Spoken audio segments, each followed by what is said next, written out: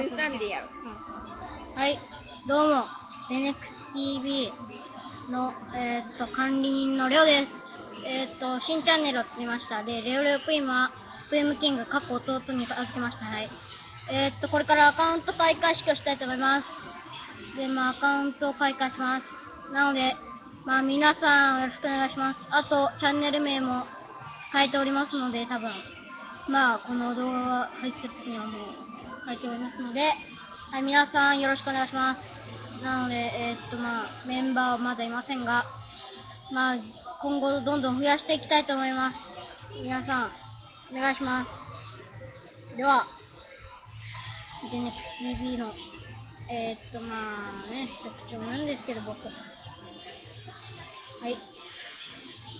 今後実況なども撮っていきたいなと思います。これでアカウント開会式は終わりたいと思います。じゃあ、さよなら。